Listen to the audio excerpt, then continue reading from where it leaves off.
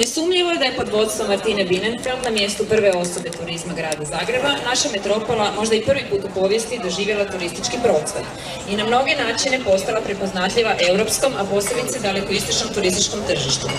Adventski Zagreb, klizalište na Tomislavcu i kolone ljudi koji su napunile ulice našeg grada nisu nastali niti pristigli sami od sebe. Dobra promocija i samozajatan, ali kvalitetan način na koji se zagrebačka turistička ponuda počela smještati uz bok najboljim u Europi sigurno koincidira s dolaskom Martine Bienenfeld. I nema nikakve sumnje da je velikim dijelom plod njezine vizije i rada. Martina Bienenfeld pripada onoj skupini žena koji svoj posao rade ustrajno i vrijedno, ali nerado o tome govore. Srećom, umjesto nje same govore brojke, a kao što znate, njima se neizostavno može vjerovati. Dame i gospodo, žena godine 2016. Martina Bienenfeld.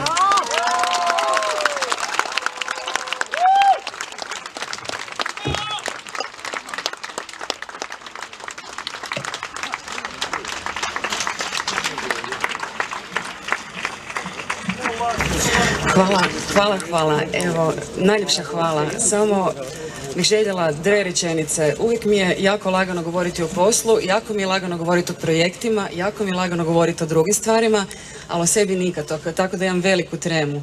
Pitali su me kako se osjećam kad sam dolazila ovdje. Osjećam se kao da sam pred prijemnim ispitom. Evo, uistinu puno hvala. Najljepša hvala i žiriju i svima onima koji su me nominirali.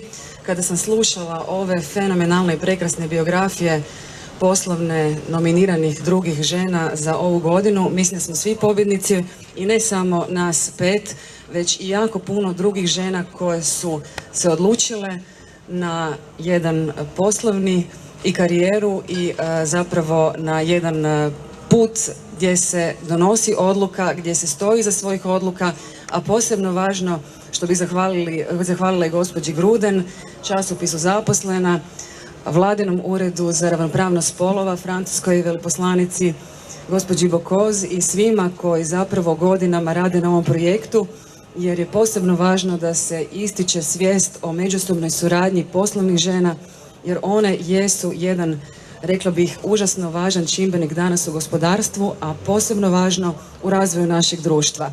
Mislim da i sve buduće žene koje će biti kandidirane u sljedećim godinama će sigurno nastaviti ovo što smo mi do sada radili i još jednom velika hvala svima. Ovo će sigurno biti poticaj još boljem razvoju turizma u Zagrebu. Hvala puno.